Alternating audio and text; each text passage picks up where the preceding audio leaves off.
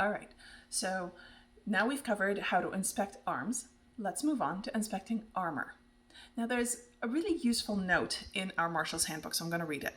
It says, when inspecting a combatant's armor, you may not be able to see every part of armor. In these cases, ask the combatant about their armor to determine if they know the rules and are, per their own assertion, armored accordingly. So this is things like, it's really none of your business if they need to wear and where they need to wear rigid protection, but it is still useful to ask them about it. So for example, you may ask them, are you wearing rigid protection where you need to be wearing rigid protection? And some folks who, for example, might be needing to wear rigid protection on their groin might say, yes, I am. To which you may certainly reply, did you double check? Or are you sure? I've caught many a good gentle by reminding them of that, and then they realize, oh no, I left it in my armor bag. I'll be right back.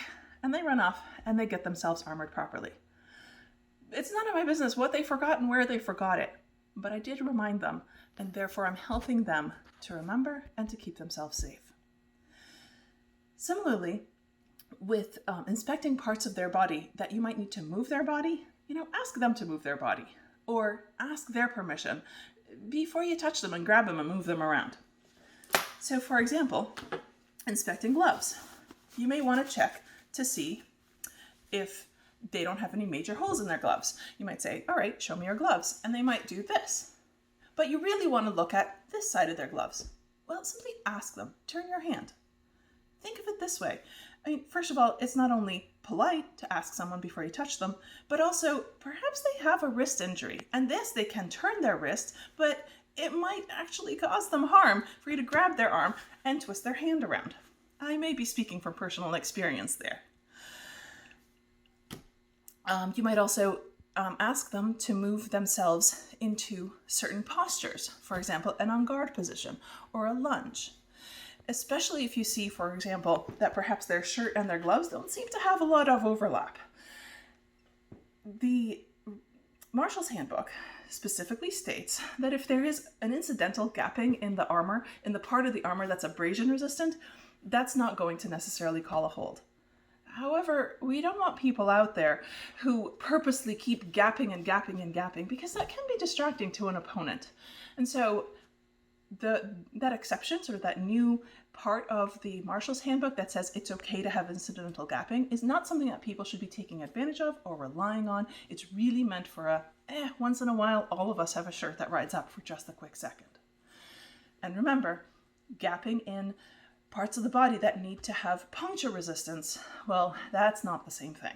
Helmet flies off, immediate hold.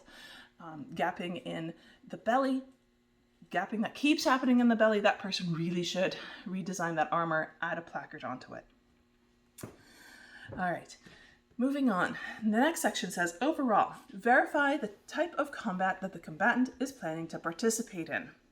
This is especially important in the delineation to cut and thrust. In cut and thrust, there are areas that need to be more heavily armored. All right. Another question that you might need to ask them is where their penetration-resistant armor comes from. Someone might present to you with what looks like a normal shirt that's just a thin cotton, but a doublet that certainly looks like it passes the punch test. Well, what about the underarm? So ask them, what constitutes your puncture-resistant armor? And they might tell you, oh yeah, it's my doublet and also my gusset. And certainly I've seen combatants who come to me for an inspection who say, it's also my gusset. Oh my God, I forgot to wear the right shirt. Off they go, put on the right shirt, and then come back. It's absolutely perfectly perfectly fine to ask, because you're helping them remember to make sure that they're trying their best to keep themselves safe. All right, moving on. Next page. Inspecting masks. There's really 3 parts here. 1, check that the materials of the mask meet the rigid material standard and are without excessive rust or dents that weaken the material. So for example, I brought here my cut and thrust helm. When in doubt, feel free to measure or ask the person if they know that this meets the armor requirement. I made most of this mask myself. I know that this meets all of our standards. But this mask is also quite rusty. Take a look at that rust. This is actually mostly surface rust, and that's okay. There's really no major dents, no major rust, pitting rust that looks like it's worn through. On the back here, there we are. This part, I know it's probably hard to see on video, but this rust feels different. This rust isn't just surface rust. It's actually starting to bubble up. Yeah, I know. Rosie, go ahead and fix that. I'll be doing that in just the next couple of days. But I thought it would be useful for this video to show you this. You can in fact hear it. Sort of hear that roughness, that rust is starting to get deeper. This rust, however, isn't in any way getting so deep that it's starting to make the material weaken. But certainly if you see this on someone's helm, do point it out to them. Perhaps they've missed it. And point out to them that, maybe they really should take care of that very quickly before it does become a problem and they lose their fancy schmancy mask. A more common type of mask is this one. This is also mine. When I stepped up into this position, I almost bought myself a brand new mask because I admit this looks pretty shabby. I don't want to admit how long I've had this mask, but it's also actually pretty dented. I don't know if you can see that. There's a massive crease there. There's a dent here, and there's other dents on here. Because of these dents, it's actually why I kept this mask, because it actually helps me teach new marshals. There are dents that are going to cause weakness in the helm, and there are dents that won't. And it is actually really hard to tell visually. I wouldn't be using this mask if I didn't know that this mask continues to pass. For most of us in the field, all you really have is your own thumb pressure. Put your thumbs on the mask and push down. The mask really shouldn't deflect. I can do that on all of these dents and all of these divots, and in this mask it continues to pass. There is a mask punch test. It looks like this, and I will be filming a video specifically to show you how to use this mask punch test. But this is not necessarily readily available for most people. Similarly with this mask, do look for areas of rust. Rust on these masks is more concerning than rust on a sheet metal type of helm, because these are just made out of wires. If the paint wears off and you start to get rust, that could weaken the wires fairly quickly. There is in fact a small area of rust that's about to start happening over here. There's one wire that is starting to discolor. That's what you're looking for here. If this starts to grow, that might be an area of weakness. So check to see if it is weak. In this case, it is not. However, yes, feel free to point it out to the person. I, Rosie, will be taking this mask and repainting it. That also is another area. All right, so like I said, 3 parts for the masks. Check to see overall structural stability. Second is fit. With them wearing the mask, does the mask fit well on their head? A couple things to look for. Honestly, if they're talking to you and as they talk, the mask is moving with their jaw, that's a pretty tight fit there. In these cases, you may, once again, tell them ahead of time, I'm going to place my hands on your mask and I'm going to pull up and sideways and I'm going to push. You all right with that? Great. Put your hands on their mask and sort of wiggle it around. Not too hard. We don't want to cause a neck injury here, but wiggle it around. Make sure that their head is moving with it.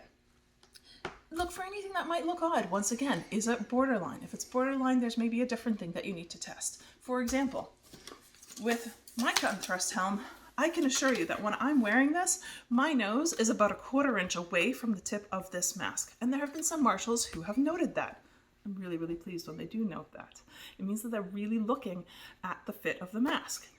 I can also assure you that as a metal worker and a leather worker, I have made this thing fit so well with my chin strap and my padding that it is not moving. But it is totally legit in those cases to put your hand on my mask, maybe right here on the forehead, and push a little and make sure that it doesn't make contact with my nose. If my mask was loose fitting, it's going to hit my nose and it's going to become a danger. The last thing that you should inspect on masks is off the head inspection. Make sure that they've got padding on the inside that's at least 1/8 of an inch and that there's no sharp protrusions. I will show you in this mask. So once again, this is a pretty old and kind of crappy looking mask, but it does continue to pass. So I do actually continue to have the required 1/8 inch of padding. Yes, there is a rivet in there, but that rivet isn't sticking out, so it's not a danger to me. If I got hit from the side, that's just a flat piece that maybe might make contact with my ear. Honestly, given how clean it is around there, there's no, sort of sweat marks. This has not been regularly making contact with me. All of this sort of gross gray part has been. Now there is one part to look at here, which is down here. See this cut? It is starting to wear out. In fact, right here, I can feel it. There is no give. There is no longer an 1/8 of an inch here. So alone, just this mask isn't good enough. Check to see what else they're wearing. I wear a coif under here to give me the final padding that I need to make the chin part of this mask safe for use. Moving on from masks, inspecting gloves. All right, I'm going to put this back on. With leather gloves, sometimes you get a little bit of a gapping where the leather is sewn. These don't seem to have that, but there are some gloves that just come with that. A tiny little 1/16 of an inch gap. Don't worry about it. We're not going to get a blade in there, or if a nick came across exactly that little tiny hole, it's not likely to cause any injury.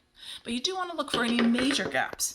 So for example, with these gloves, these are modern fencing gloves, and they do have this giant opening there, where in modern fencing, the wire goes through. Well, they've been sewn shut. So this is perfectly fine and abrasion resistant. And as I mentioned, check overlap between, say, the gloves and the shirt. All right, so cut and thrust gloves. Cut and thrust gloves need to have at least padding on the back of the hand and thumb down to 1 inch below the bend of the wrist, or rigid protection throughout that area if they're going to be fighting against two-handers. Rigid protection is also considered superior to padding, and so they could just have rigid protection, and that's good enough for all of cut and thrust. It doesn't just have to be against two-handers. So let me show you this glove, because this is one of the weirder things that you might find. I did buy this from one of our major fencing suppliers, actually at a major war, but really this is a motorcycle glove. And it has some areas of rigid protection. But it's not mostly rigid protection.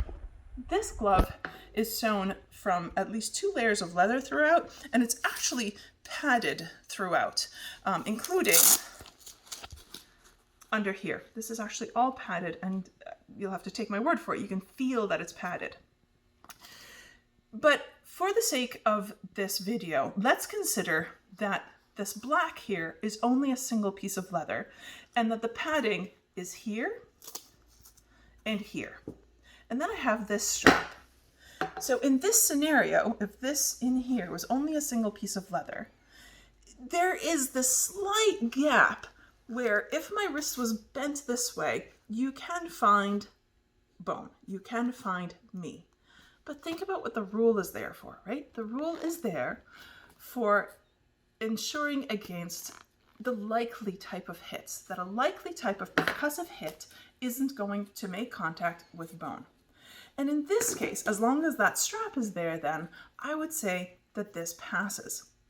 This strap is actually fairly rigid, and that little gap, my wrist would need to be bent like this, and this blade would need to come perpendicularly in order to find exactly that gap. That's not a likely type of hit. You might want to point it out to the person, but I would say that that's still all right, because most hits aren't going to find bone. They're going to find a piece of armor.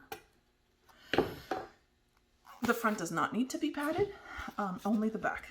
All right. Next. In terms of rigid protection, it doesn't have to come just from the gloves. It can also come from their weapon and from their buckler. You can use just a regular abrasion-resistant glove in a scenario where you need rigid protection if what you're using gives you at least 4 inches or 10 centimeters of protection from the edge to the body part. That's considered sufficient. So if they're holding a shield and they bend it back, if the shield is so small that when they bend it back it only covers, say, the hand, that's not good enough. But if it's a big shield and it comes down to 4 inches beyond where the protection needs to end, so 5 inches beyond the bend of the wrist, that is considered sufficient protection for rigid. And that has just taken us through the entirety of the arms and armor section of the marshalling handbook.